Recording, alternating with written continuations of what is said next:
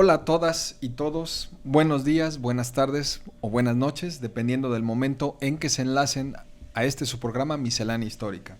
Los saludan Rafael Aguirre Temamantla, allá como detrás de cámaras, Óscar Lorenzana, director de audio, el profesor Jaime García Mendoza y su servidor Omar Ali Salazar Blas, productores y conductores de este programa.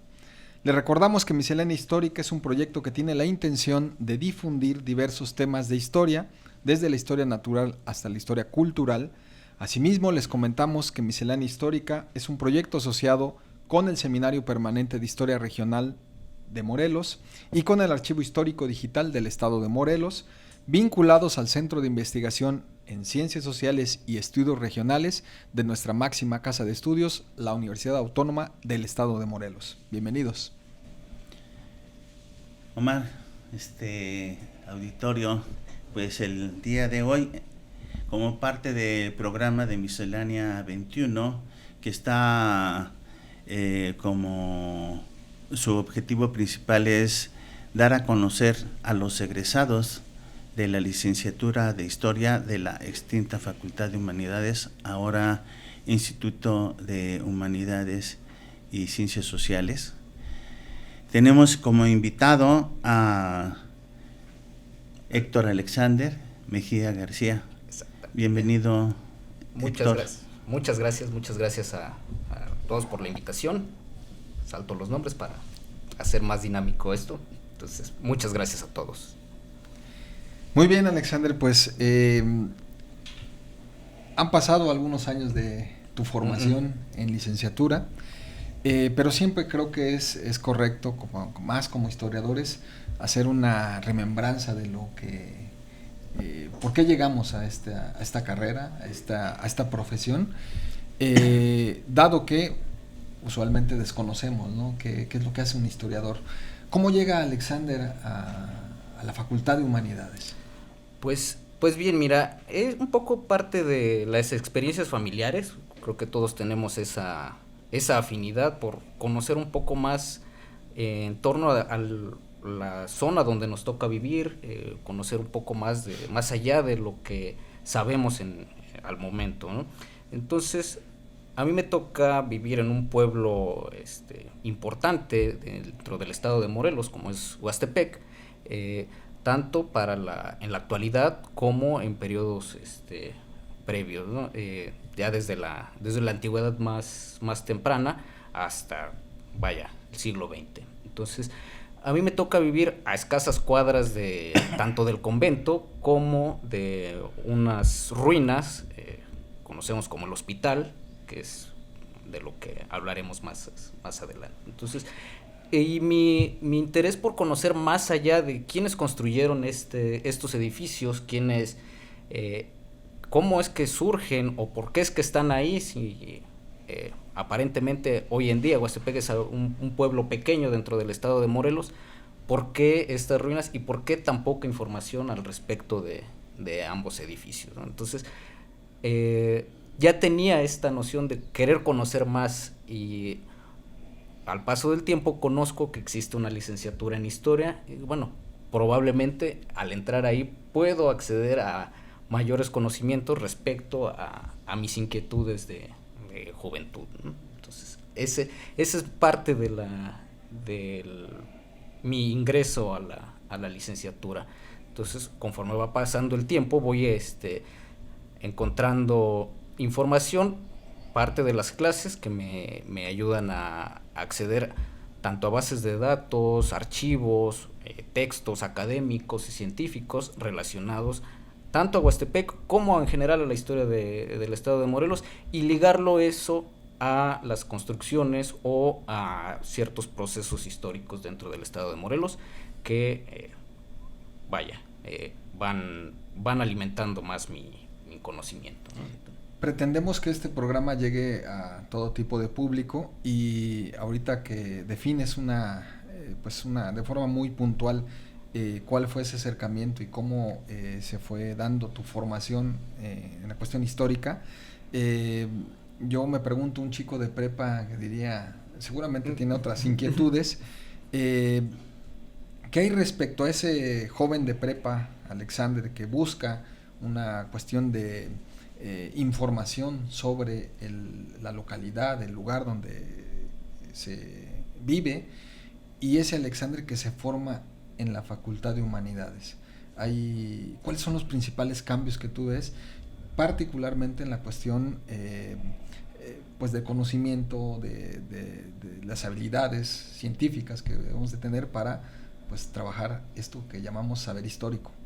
Pues mira, nunca me consideré como una persona, o como mis compañeros de prepa que tenían intereses netamente de, pues saliendo de aquí tengo que trabajar, ¿no? Y tengo que ver qué voy a hacer. Siempre tuve esa inquietud por conocer un poco más, ya desde de la prepa, algunos seminarios que tomaba, alimentaban más esa inquietud de poder que no vamos más allá, por qué no conocer un poco más. Entonces, sí, ya en la prepa tenía la inquietud por acceder a más información, a conocer un poco más de lo que me rodeaba, sobre todo pues en parte por la situación en la que estábamos viviendo, ¿no? Eran 2012, 2013, también años bastante convulsos en México, y que pues hay que estar un poco más informados al respecto, y no quedarnos con lo que nos dice todo, tanto los medios de comunicación como nuestros propios profesores en ese momento, ¿no? Entonces, ir más allá. Entonces, esa fue mi inquietud en prepa, y pues bueno, dije, pues definitivamente tengo que irme a la universidad. Entonces, pero curiosamente no sabía exactamente qué estudiar. Yo tenía pensado ser ingeniero agrónomo, pero la verdad no me veía haciendo matemáticas, y aunque en la prepa pues sí era bueno, pero no me veía, no me llenaba, no lo disfrutaba como sentarme a leer algo de información, textos de divulgación, que es con lo que básicamente todos comenzamos, ir más allá, sobre todo con las referencias que venían en estos textos. Bueno, ¿y por qué no voy y busco este libro? Ahí es ese pequeño salto que doy para mi ingreso a la universidad. Y bueno, de ahí saltamos a creo que dos pilares de lo que es la profesión en historia, que es la teoría y la metodología. Yo creo que es el principal choque que tenemos la mayor parte de estudiantes de niveles medio superior, donde difícilmente conocemos a profundidad estas cuestiones, ¿no? Dentro de la carrera, Alexander, ¿cuáles fueron algunas de las teorías que marcan parte de tu formación en estos 4 años? Pues mira, yo noto un curso, un salto notable en mi propio conocimiento de mis cursos de historiografía, conocer las distintas formas de escribir historia al estudiante de prepa que entra a la universidad. Tomar estos cursos de historiografía me abre un mundo totalmente para conocer cómo se escribe, bajo qué normatividad, o bajo qué directrices, o con qué fines se escribe la historia. Entonces, más que una metodología en particular, son las distintas ramas de historiografía las que me permiten ampliar mi conocimiento, y a partir de ahí desarrollarme dependiendo de los trabajos que fuera haciendo, adaptarlo a las distintas metodologías que fueran más acordes a dicho trabajo. Y respecto a la cuestión metodológica, supongo que del background que tú traías de prepa, algunos detalles fueron afinándose. ¿Cuáles consideras que son importantes metodológicamente hablando en tu formación de licenciatura? Pues mira, yo creo que las lecturas, sobre todo de la Escuela de los Anales, que fueron las que me abrieron totalmente las puertas hacia las distintas ramas del conocimiento, y no quedarme únicamente con textos netamente históricos, ¿no? Sino ver cómo las distintas ciencias se relacionan a la historia, y a partir de ello desarrollar un conocimiento más amplio de mayor envergadura que nos permita desarrollar investigaciones o trabajos o qué sé yo, con una mayor amplitud de visión, no únicamente quedarnos con escribir los datos, la consecución de datos respecto a un evento histórico y nada más de forma lineal, sino qué es lo que sucede alrededor de todo un proceso.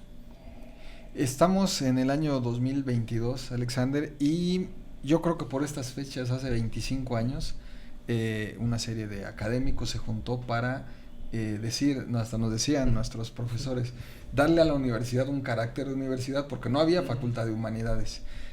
Tras estos 25 años, ¿qué papel tú consideras que debería de tener nuestras áreas de conocimiento pues para entender los problemas de la sociedad? Yo creo que debería de tener un poco de mayor proyección, sobre todo a nivel prepa, porque realmente éramos pocos, y creo que seguimos siendo pocos, los que decidimos entrar a una carrera afín a las humanidades o a las ciencias sociales en general, por esta idea un poco más de la productividad, de crear condiciones para nosotros mismos, las condiciones de un buen vivir, pero se deja un poco la cuestión social, ¿no? ¿Cómo afecta que nosotros nos convirtamos, en ingenieros agrónomos si no vemos lo que está sucediendo en la comunidad de donde venimos? ¿Cómo va a afectar nuestras propias decisiones al resto de los demás? Y cómo permitirnos nosotros mismos apoyar a nuestras comunidades o a nuestro pequeño entorno, sino ir un poco más allá, no solo quedarnos con la universidad, sino salir al campo, salir a las prepas y dar a conocer qué es lo que hacemos en las ciencias sociales, no encerrarnos en nuestro círculo académico y quedarnos nada más ahí escribiendo textos para nosotros mismos que difícilmente alguien va a entendernos más allá de nosotros mismos, ¿no? Entonces salir con el pueblo, ¿no? Salir con las comunidades, hablar con ellos. ¿Por qué? Porque también las comunidades guardan mucho conocimiento que aparentemente nosotros no lo consideramos como tal, pero vaya, yo no sé cultivar. Y ese es un conocimiento bastante importante si queremos crear una sociedad. De algo tenemos que alimentarnos, no solamente de escribir textos o hacer libros, ¿no? Muy bien, pues yo creo que después de un tiempo ese Alexander regresa a hacer un trabajo de investigación del cual vamos a hablar a continuación, y bueno, que se centra en esa primer incógnita que tenías, ¿no? Cómo profundizar un tema respecto a la localidad donde vivo, ¿no? Adelante, profe. Gracias. Bueno, el tema de Alexander es historia de los hermanos de la Caridad o Hipólitos entre 1567 y 1821. Y aquí la pregunta necesaria e importante, ¿dónde se originan estas órdenes hospitalarias? ¿Y cuándo? Bueno, las órdenes hospitalarias incluso preceden a las mendicantes en Europa. La primera orden netamente hospitalaria es la orden de San Antonio, que surge en el entonces Sacro Imperio Romano Germánico, en la actual Francia, al sur de Francia, en la frontera con Italia, y son encargados de atender a los enfermos del fuego sacro o el fuego de San Antonio, una enfermedad causada por un hongo que se encuentra en los granos de centeno, de trigo, y produce llagas en las extremidades, pies y manos. Entonces ellos son los primeros hospitalarios que surgen en Europa o en el mundo, y son encargados de atender médicamente con los conocimientos que se tenían. Después de los antoninos, en el marco de la primera cruzada, justo al finalizar la cruzada en Jerusalén, un grupo de caballeros se reúne y se junta para dar atención a los viajeros cristianos que van a la Tierra Santa desde Europa, que son la Orden de San Juan de Jerusalén, o mejor conocida como los Caballeros de Malta. Esas son las primeras dos órdenes hospitalarias, pero teniendo en cuenta la cuestión de la hospitalidad, no como la entendemos ahora de atender a los enfermos, sino la hospitalidad en el sentido romano, del hospitium, de hospedar al viajero, al desvalido que se encuentra en los caminos. Y es tanto la conjunción de la visión romana como la caridad cristiana que se unen para crear esta idea de atender al desvalido, pero también atender al enfermo, y no solo darle un bien morir, sino ayudarlo a que cure sus males. Ahora, también tengamos en cuenta que las cruzadas no solo son en Medio Oriente. Del lado occidental se encuentran los procesos de reconquista en España, en los cuales también los caballeros hospitalarios toman partido en favor de los reinos cristianos para desalojar a los musulmanes que se encuentran en la península. Entonces tienen un acercamiento con los reinos tanto de Castilla como de Aragón y de Portugal para construir ahí sus templos y sus hospitales tanto para los viajeros, principalmente los del Camino de Santiago de Compostela, pero conforme va avanzando la recuperación de territorios arrebatados a los musulmanes, van ampliando su rango de acción más al sur de la península. ¿Y cómo llegan a la Nueva España? Bueno, pues eso es curioso, porque ninguna de estas órdenes, ni los malteses ni los antoninos, llegan a la Nueva España. En el ánimo de la conquista de América, muchos personajes que tuvieron contacto con estas órdenes llegan imbuidos por la idea de hacerse rico a costa de lo que David Harvey llama la acumulación por despojo, a partir de saquear a los pueblos originarios, pero muchos de ellos, al llegar a la Nueva España, se encuentran con un territorio no completamente, pero sí en ciernes pacificado, sobre todo al menos el centro del nuevo virreinato, ¿no? Entonces, uno de estos personajes, igual que Pizarro y que Cortés, un extremeño, Bernardino Álvarez, causa alta como viajero para convertirse en conquistador, y llega a la Ciudad de México, pero pues la encuentra pacificada. Entonces lo que hacen es mandarlo al norte a la guerra chichimeca, pero antes de que se descubran los reales de Minas. Entonces, al no encontrar la riqueza que buscaba, deserta y regresa a la Ciudad de México, en donde se convierte, junto con otros compañeros de armas, crean una gavilla de asaltacaminos, de tahúres, y por mucho tiempo se dedican a esa actividad, hasta que las autoridades reales los apresan.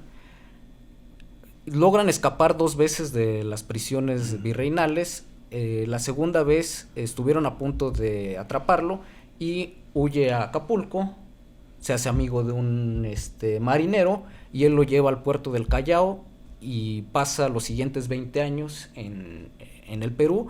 Su biografía dice que se convierte en comerciante, probablemente un traficante, conociendo las actividades que ya había desarrollado en la Nueva España, y de eso le permite crear una fortuna bastante considerable en 20 años, de 100,000 pesos de plata, como lo atestigua su biógrafo.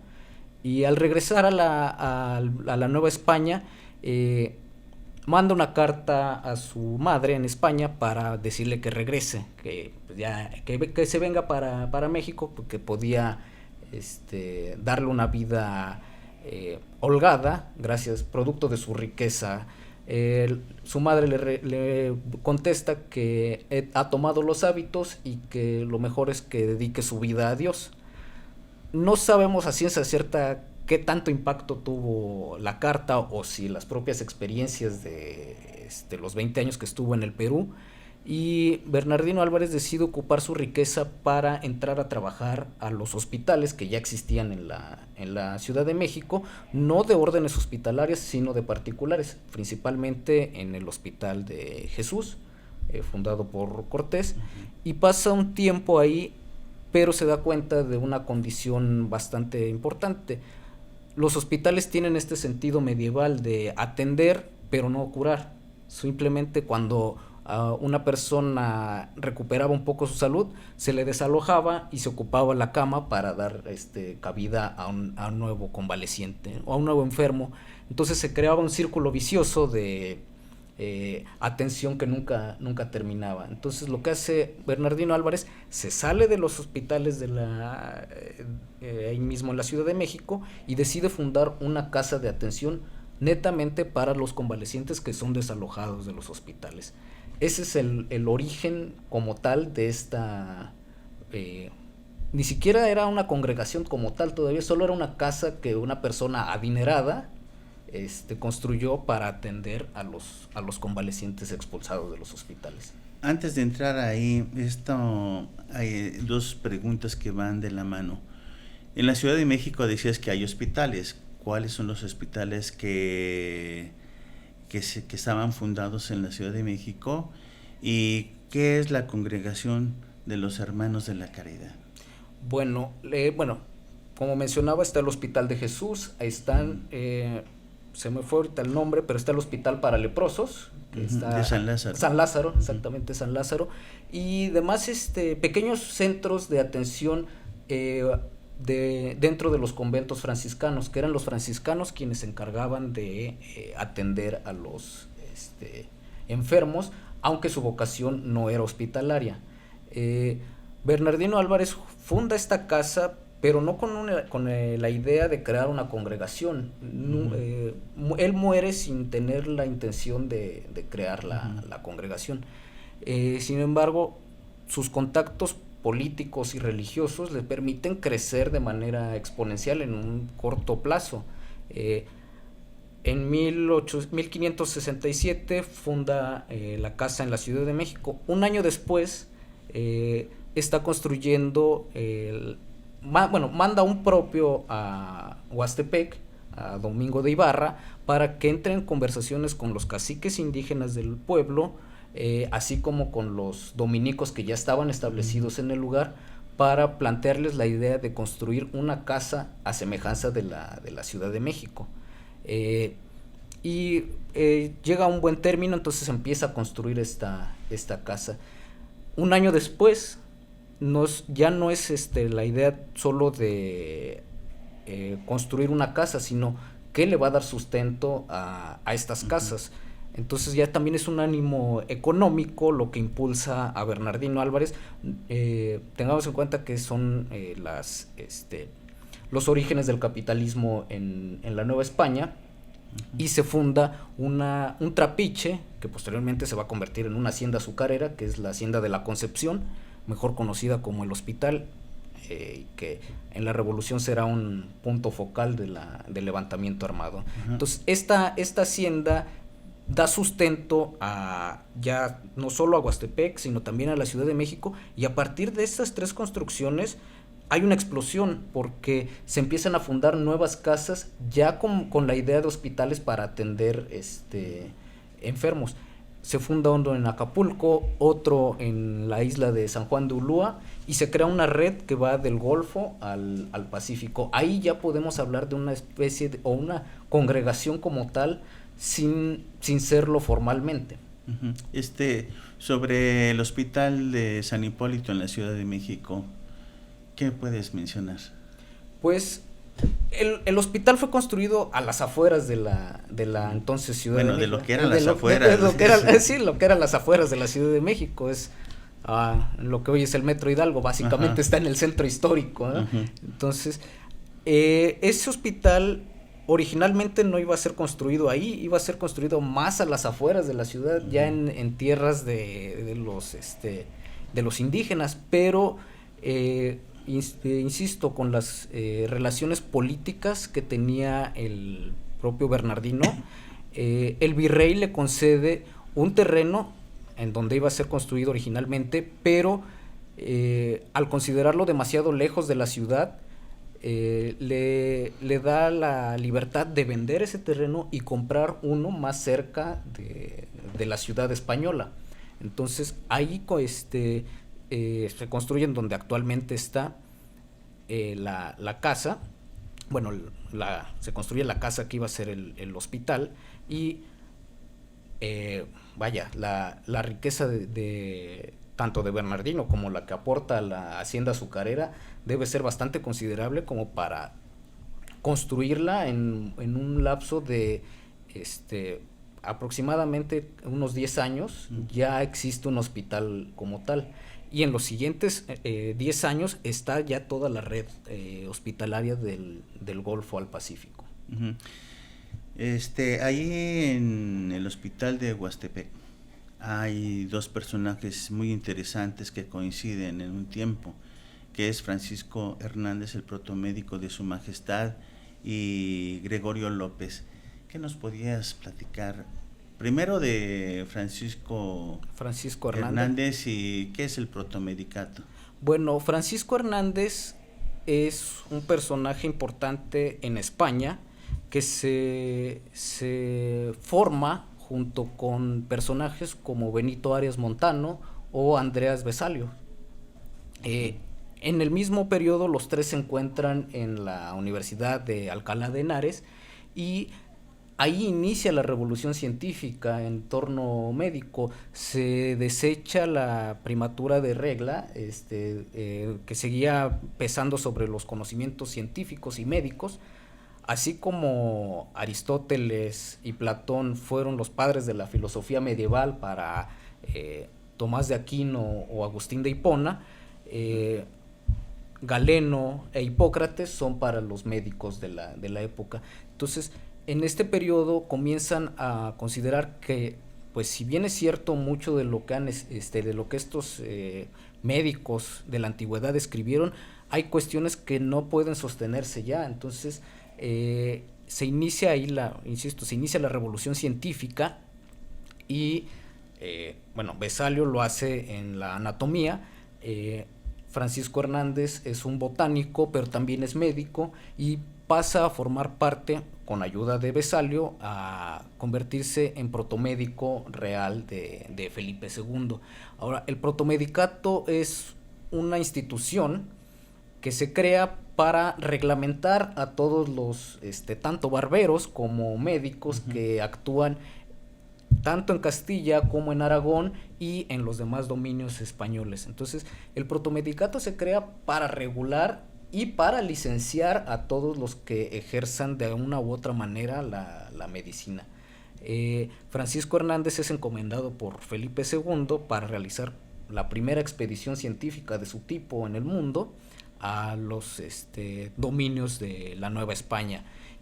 Pero también llega con la idea de crear un protomedicato en la Nueva España, a semejanza del de Castilla y el de Aragón, para reglamentar no solo a los médicos españoles, sino también a los curanderos indígenas que todavía hay, y darles una licencia para evitar problemas con la Inquisición. Entonces, me llama la atención esto de los barberos. Si nos pudieras explicar un poco por qué los barberos. Bueno, el barbero es un oficio medieval. Eran gente que se dedicaba a recorrer las ciudades medievales para llevar remedios, llevar soluciones de cierto tipo mágico, médicas a la botánicas, ¿no? Botánicas, sí. A la población. Tenían ciertos conocimientos de medicina, algunos, además del propio chamanismo europeo, uh-huh, los conocimientos de los contactos con los musulmanes, y el propio conocimiento europeo de medicina que se encontraba en los conventos. Pero hacían además incisiones, no las sangrías, que además no cualquiera hacía una sangría, sí, porque se podía morir el enfermo. Sí, ahí era cuando no funcionaba el barbero. Así es. Entonces, ¿Cuál es la relación entonces entre la Orden de San Juan y la institución del protomedicato? Antes de pasar con este otro personaje que es muy importante, Gregorio López.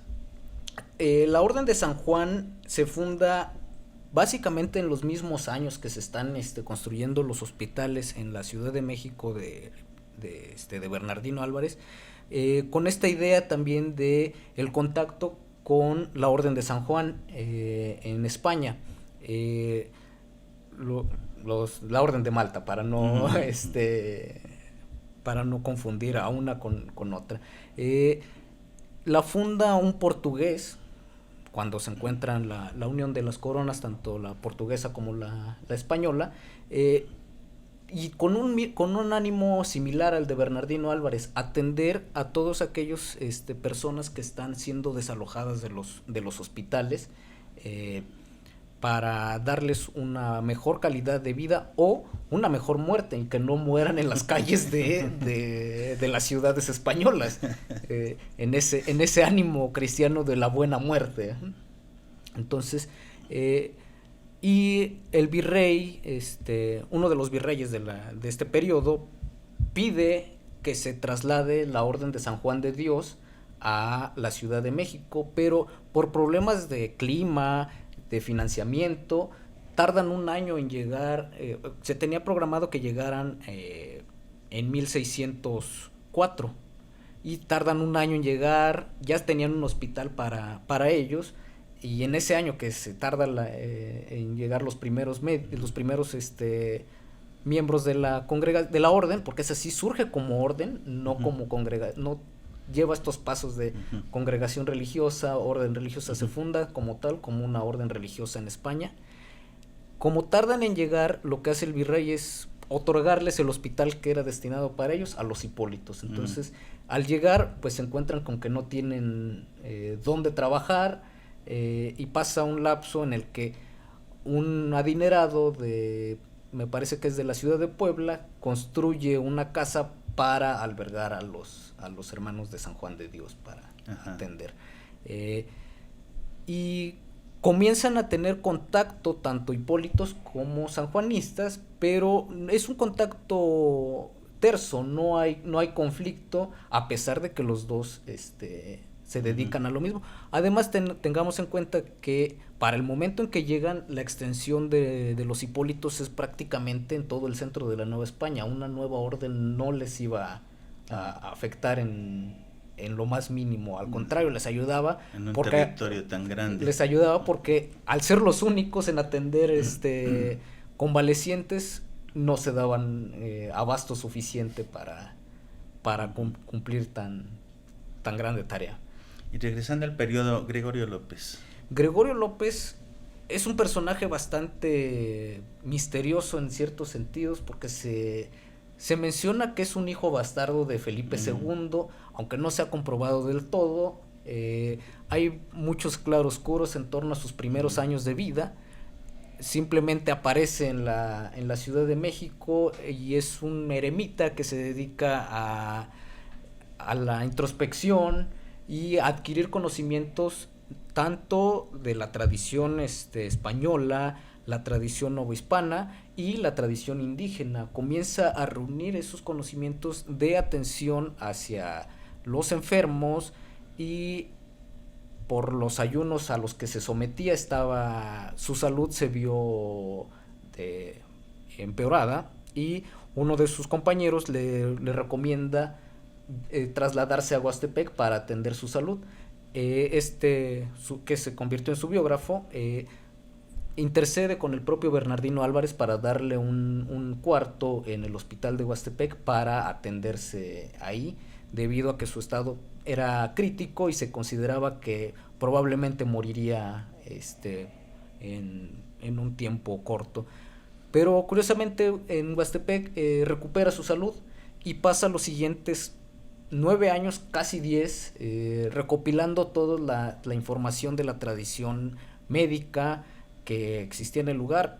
Recordemos que allí se encontraban los jardines de Moctezuma, los jardines botánicos, y adquiere esos conocimientos y comienza a escribir un tratado de medicina, pero no en el sentido científico de la época, sino más bien un tratado de fácil lectura para cualquier persona, que cualquiera que tuviera acceso a estas hojas supiera cómo utilizar los productos que ahí se describían y la manera en cómo utilizarlos. Entonces, ahí radica la importancia de ese tratado que se llama Tesoro de Medicinas, en el que, bueno, estuvo circulando por todo el virreinato, y era eso, la facilidad de lectura y la facilidad de acceder a los productos que ahí se describían. ¿Y su relación con Francisco Hernández? Con Francisco Hernández no tienen relación, porque Francisco Hernández está un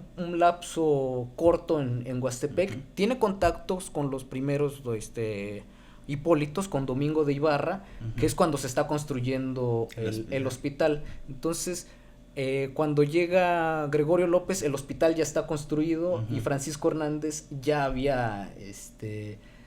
ya se encontraba a punto de regresar a España, pero uh-huh, está la liga entre los tres, entre Gregorio López y Francisco Hernández son los Hipólitos, uh-huh, y es el hospital de Huastepec. Sí.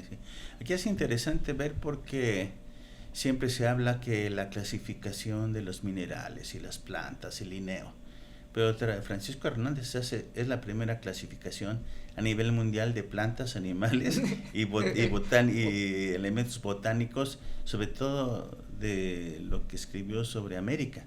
Sí, totalmente, es la primera, pero Francisco Hernández sufre lo que le pasaron a muchos de los cronistas de Indias. Uh-huh. Sus trabajos fueron secuestrados por las autoridades reales, y la mayor parte de su obra se perdió en el incendio del Escorial. Uh-huh. Muchos textos fueron recuperados, sí, pero la obra íntegra se perdió. Uh-huh. Algunas de los dibujos de manufactura indígena que formaron parte del texto original comenzaron a aparecer como cuadros en las casas reales europeas. Nadie sabe cómo es que llegaron a esos sitios. Todos sabemos cómo llegaron, pero nadie habla de qué manera, ¿no? Entonces, y lo que hace un contemporáneo de Francisco Hernández es que sustrae buena parte del manuscrito original de Hernández y lo lleva a Italia para que se haga una traducción. Entonces, en Italia se hace una traducción sobre los textos escritos de Francisco Hernández, y eso es lo que llega a América, que curiosamente llega nuevamente a Huastepec, que es donde Francisco Jiménez redacta los 4 libros sobre la naturaleza, basado en los textos de Francisco Hernández. Entonces, vuelve a Huastepec el texto de Francisco Hernández para hacer esta recopilación de plantas, minerales, y fauna y flora de la Nueva España. Bueno, después de estas cosas tan interesantes, ¿y qué pasó con la congregación en los siglos siguientes, 17 y 18? Bueno, hasta el final del periodo colonial. El siglo XVII es su siglo de máximo esplendor, a tal grado que los Hipólitos llegan a tener hospitales tan al norte como en la ciudad de Querétaro, y tan al sur como en la antigua Guatemala, y cruzando desde Acapulco hasta San Juan de Ulúa, e incluso se les otorga un hospital en La Habana.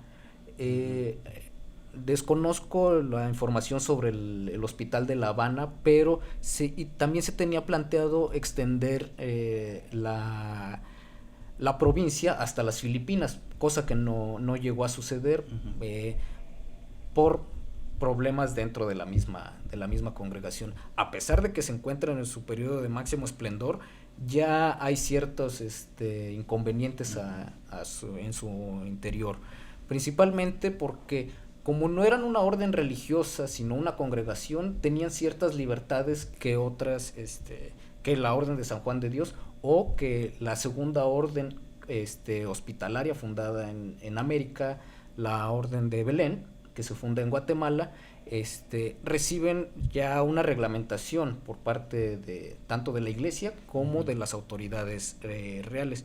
Los hipólitos carecen de esto y, insisto, tienen libertades como la cuestión del celibato no formaba parte de su regla, al menos en los primeros años de su existencia, y esto es algo que se marca cuando el virrey Manríquez envía una carta a España para decirle que hay una congregación religiosa de tipo hospitalario en la Nueva España, de la que sus antecesores, dicta la carta, no habían dejado información, y pues juzgar a los que habían dado la autorización para ellos pues ya era imposible porque ya todos habían muerto.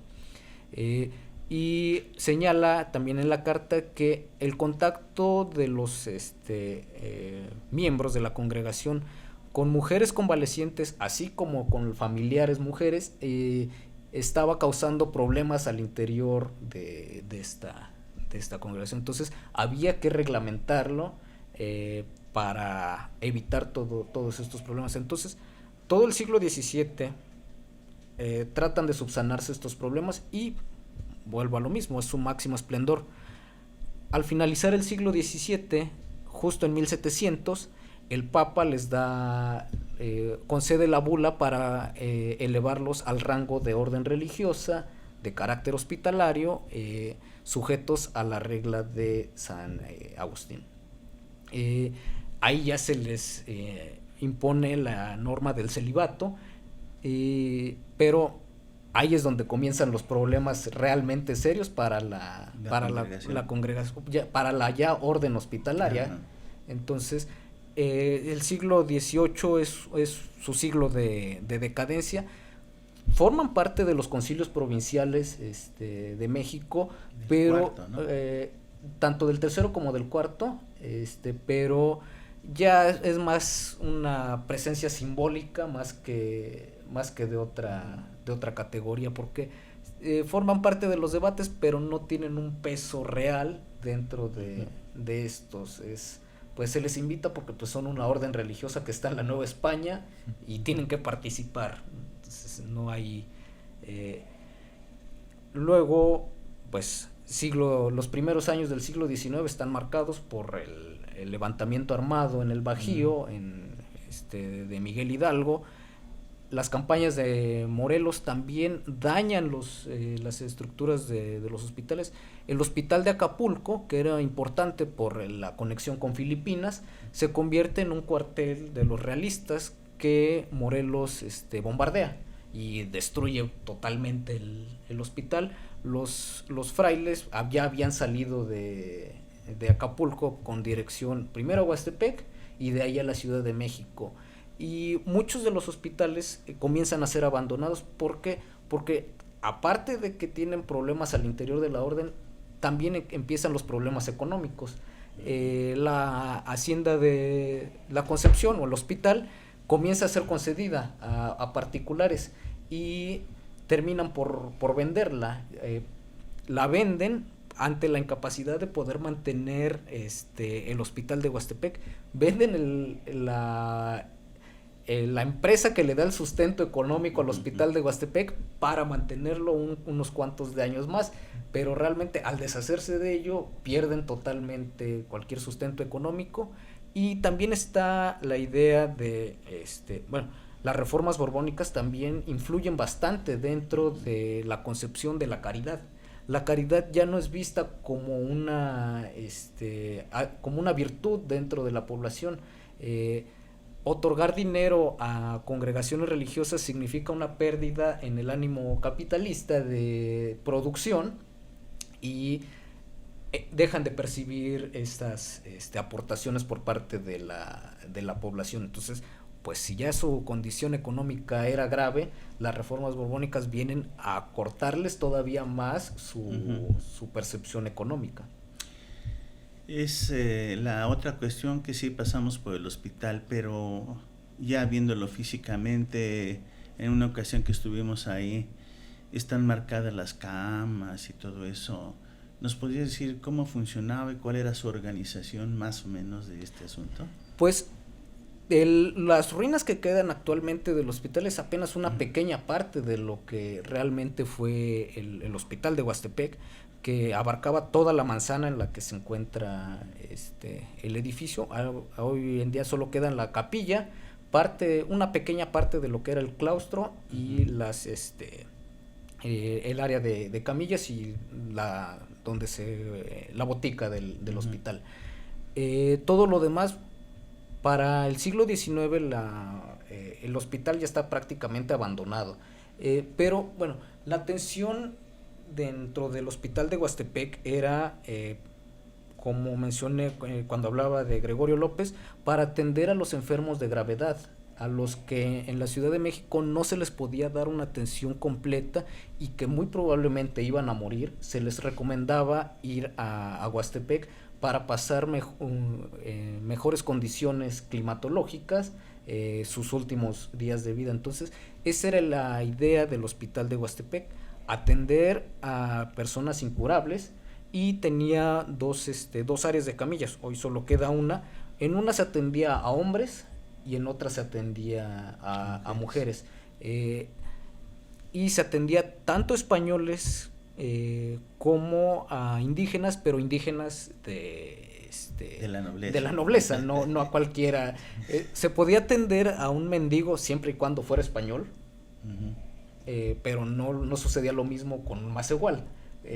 Solamente a los indígenas de casta, a los indígenas de la nobleza, para que podían pagar sus servicios. Además, otra cuestión que tenía el hospital es que si el enfermo era acaudalado, además de la atención médica que recibía de los frailes, podía contratar un médico particular para continuar su atención en Huastepec. Tenían esta libertad de que podían entrar médicos ajenos a la congregación. Pues ha sido una muy interesante plática con Héctor Alexander Mejía García. No sé si quieras preguntarle. No, muy completo, la verdad, Alexander, un gusto tenerte con nosotros. Considero que estos estudios que están presentando la mayor parte de egresados dan gran valía a la labor finalmente que ustedes hacen posterior a esos 4 años de formación, es decir, principalmente tu tesis, y creo que los puntos, pues bueno, los agotamos muy bien, ¿no? Pues bueno, a todo nuestro auditorio, muchas gracias. Esperamos contar con su presencia para la próxima ocasión, en el cual tendremos invitados nuevamente de estas generaciones, de las 21 generaciones egresadas de la licenciatura en Historia. Reciban un cordial saludo de nuestra parte. Se despiden de ustedes Rafael Aguirre Temamantla, allá atrás en cámaras, Óscar Lorenzana en el sonido, el profesor Jaime García, que nos acompañó con la cuestión de la entrevista, Alexander, y su servidor Omar Ali Salazar Blas. Hasta la próxima. Hasta la próxima.